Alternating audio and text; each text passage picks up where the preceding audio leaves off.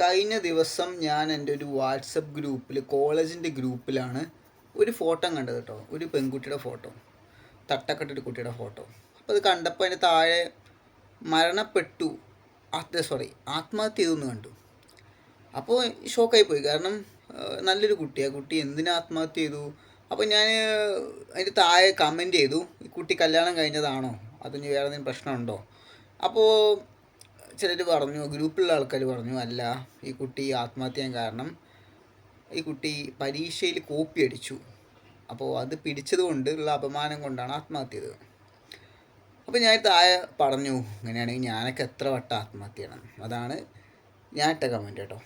അപ്പം ഈ സംഭവം ഞാൻ ഡീറ്റെയിൽ ആയിട്ടൊന്ന് അന്വേഷിച്ചു, ഈ കാര്യത്തെക്കുറിച്ച്. എന്താണ് ഈ ആത്മഹത്യ ചെയ്ത ആളാരാണ്, എവിടെയാണ് സ്ഥലം, എന്തിന് ആത്മഹത്യ ചെയ്തു, അങ്ങനെ കുറച്ച് കാര്യങ്ങൾ ഞാൻ അന്വേഷിച്ചു എൻ്റെ രീതിയിൽ.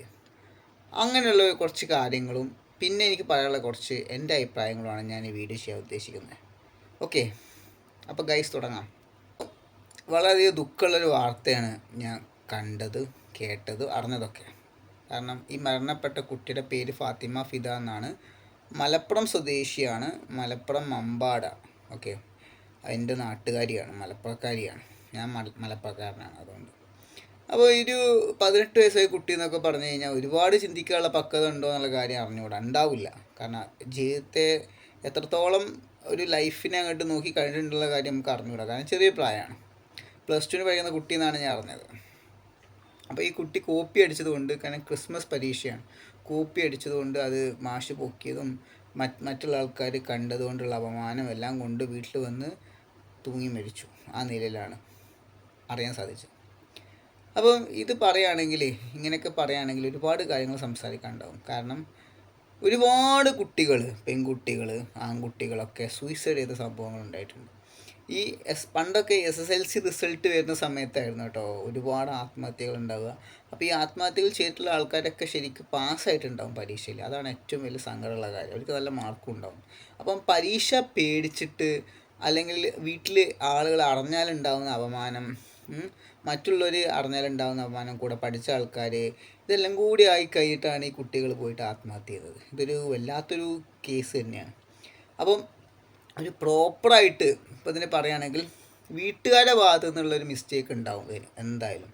കാരണം വീട്ടുകാർ പേടിപ്പിക്കും, നീ പരീക്ഷയിലെങ്ങാനും തോറ്റാൽ നിന്നെ പിടിച്ച് കെട്ടിക്കും, അല്ലെങ്കിൽ നിന്നെ അങ്ങനെ ചെയ്യും ഇങ്ങനെ ചെയ്യും എന്നൊക്കെ പറഞ്ഞിട്ട് വീട്ടുകാർ പേടിപ്പിക്കുക, വീട്ടുകാരുടെ ഭാഗത്തു നിന്നുണ്ടാകുന്ന നെഗറ്റീവ് അപ്രോച്ച്, ഇതൊക്കെയാണ് ഇതിൻ്റെ ഒരു ഇത്. അപ്പോൾ ഈ സാധാരണ നോക്കിക്കാണുകയാണെങ്കിൽ കുട്ടികൾ പഠിക്കണം നിർബന്ധം മലപ്പുറം ജില്ലക്കാർക്ക് ഉണ്ടോ എന്നുള്ള കാര്യം എനിക്ക് അറിഞ്ഞുകൂടാ. കാരണം എങ്ങനെയെങ്കിലും ഒരു 10 +2 കഴിയുമ്പോൾ കെട്ടിച്ച് വിടുക എന്നൊരു മെൻറ്റാലിറ്റിയാണ് കൂടുതലുള്ള ഒരു ആറ്റിറ്റ്യൂഡ്. അതുകൊണ്ടിപ്പം അവരത്രയും വലിയ അതിലൊന്നും കോൺസെൻട്രേറ്റ് ചെയ്യൂല. അതാണ് മെയിൻ കാരണം. അപ്പോൾ നമ്മളെ കുട്ടികൾക്ക് മാർക്ക് വേണം, അവർ നല്ല എത്തണം, അല്ലെങ്കിൽ ജോലി വേണമെന്ന് ചിന്തിക്കുന്ന കുറച്ച് പേരൻസ് ഉണ്ടെങ്കിൽ അവരുടെ പഠന കാര്യങ്ങളും അവർ ശ്രദ്ധിക്കും, അവർക്ക് പ്രോപ്പർ ഗൈഡൻസ് കൊടുക്കും, കൗൺസിലിംഗ് കൊടുക്കും. അതായത് ഡെയിലി എന്താണോ സ്കൂൾ നടക്കുന്നത് അല്ലെങ്കിൽ കോളേജ് നടക്കുന്നത് ആ കാര്യങ്ങൾ അവർ അന്വേഷിക്കും, കുട്ടിയെ എടുത്ത് ചോദിക്കും. അങ്ങനെ ഒരു പ്രോപ്പറായിട്ടുള്ള ഒരു ഇത് ഉണ്ടാവും. അല്ലാത്ത പക്ഷം നോക്കിക്കാണുകയാണെങ്കിൽ വേണമെങ്കിൽ പഠിച്ചാൽ മതി, അല്ലെങ്കിൽ ഈ പഠിച്ചിട്ട് വേണ്ട അവിടെ ജോലി ഇട്ടിട്ട് വേണ്ട അവിടെ അരി കൊണ്ടുവരാൻ, അല്ലെങ്കിൽ എന്താ പറയുക ഇവിടുത്തെ കഞ്ഞി കൂടി നടക്കാൻ എന്ന ചിന്താഗതി ഉണ്ടെങ്കിൽ പറഞ്ഞിട്ട് കാര്യമില്ല. അതാണ് ആ നാട്ടിലെ ആൾക്കാരുടെ ഒരു മൈൻഡ് സെറ്റ്. ഞാനിപ്പോൾ മലപ്പുറക്കാരെ കുറ്റം പറയില്ല കേട്ടോ. മലപ്പുറക്കാരുടെ ഒരു ആറ്റിറ്റ്യൂഡാണ് ഞാൻ പറഞ്ഞത്. ഭൂരിപക്ഷം ഒരു മുസ്ലിം പെൺകുട്ടി പഠിക്കുക എന്ന് പറഞ്ഞു കഴിഞ്ഞാൽ അവരുടെ ഭാഷയിൽ അത് ഏറ്റവും വലിയ തെറ്റാണ്, അല്ലെങ്കിൽ അത് വലിയൊരു എന്തോ ഒരു സംഭവമാണ്. അങ്ങനെ എന്തോ അവർക്ക് അതിന് താല്പര്യമില്ല. അതന്നെ എന്തിനാണ് പഠിക്കണത്, കെട്ടിച്ചു വിടാനുള്ള പെൺകുട്ടികൾ പഠിക്കേണ്ട ആവശ്യമില്ല എന്നൊരു ചിന്താഗതിയാണ് മൈൻഡിലുണ്ടാവുക. അപ്പോൾ അങ്ങനെയുള്ളത് കൊണ്ട് അവർ ആ കാര്യത്തിലൊന്നും വലിയ ഉത്കണ്ഠയോ അല്ലെങ്കിൽ വലിയൊരു ഉത്സാഹമോ കാണിക്കില്ല, സപ്പോർട്ടും കൊടുക്കില്ല. മെയിൻ അതാണുള്ളത്.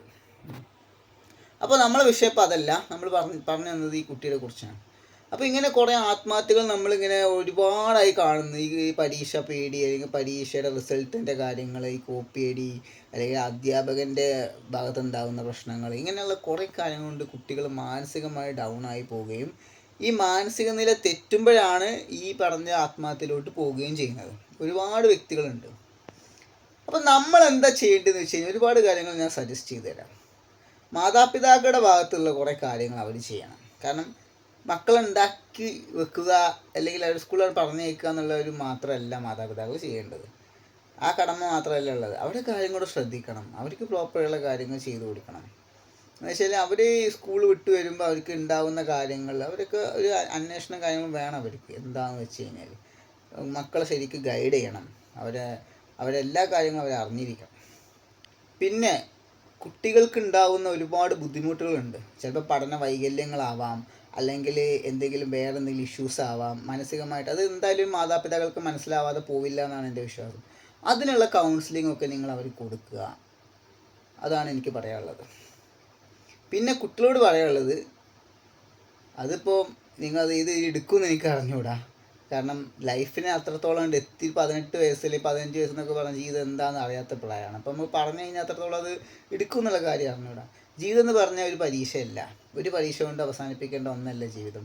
ഒരുപാട് പരീക്ഷണങ്ങൾ നമ്മൾ കാണേണ്ട ആൾക്കാരാണ്, അതിനെ ഓവർകം ചെയ്യേണ്ട ആൾക്കാരാണ്. എന്നാലേ ജീവിതം വിജയിക്കുള്ളൂ.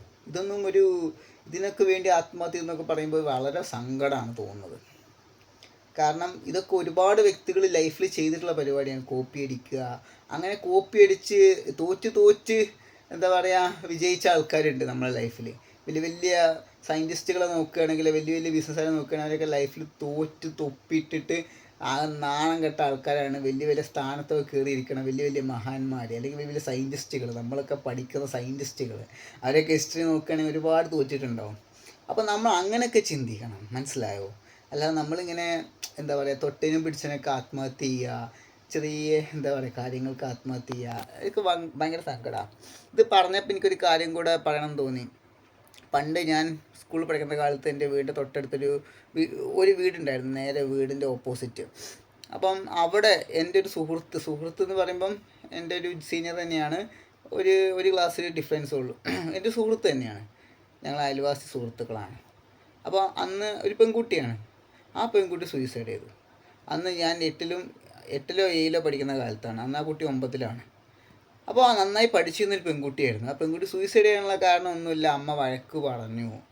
അമ്മ എന്തിനോ വഴക്ക് പറഞ്ഞു, അത് സഹിക്കാൻ പറ്റാതെ പോയി സൂയിസൈഡ് ചെയ്തു. ഇതാണ് ഉണ്ടായത്. അതായത് തൂങ്ങി മരിച്ചു. എന്ത് സങ്കടമുള്ള സംഭവമല്ലേ. അപ്പോൾ ഇങ്ങനെയൊക്കെ ആത്മഹത്യ ചെയ്യുമ്പോൾ ആർക്കാണ് നഷ്ടം വരുന്നത്? നമുക്ക്, മാതാപിതാക്കൾക്ക്, നമ്മളെ സ്നേഹിക്കുന്ന സുഹൃത്തുക്കൾക്ക്, നമ്മൾ ആരൊക്കെ സ്നേഹിക്കുന്നത് അവർക്കൊക്കെ നഷ്ടമാണ്.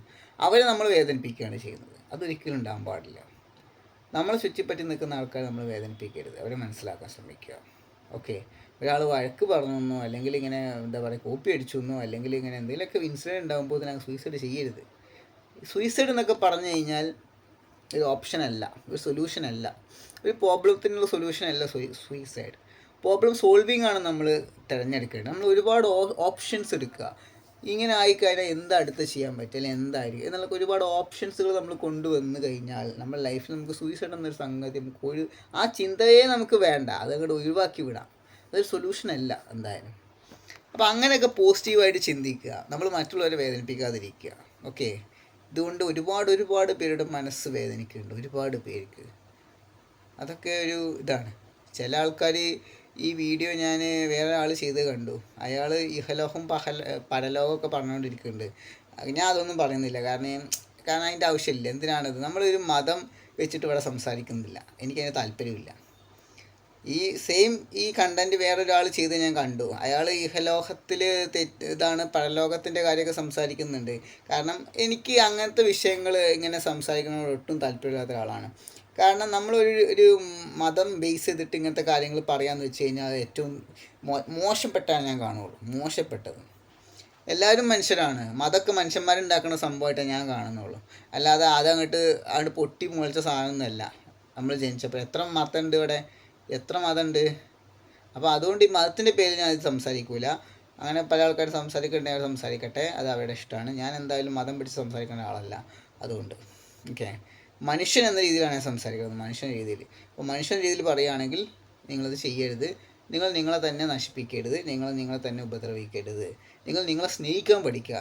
നമ്മൾക്ക് വേണ്ട ഒരു സംഭവമാണ് സെൽഫ് ലവ് എന്നുള്ളത്.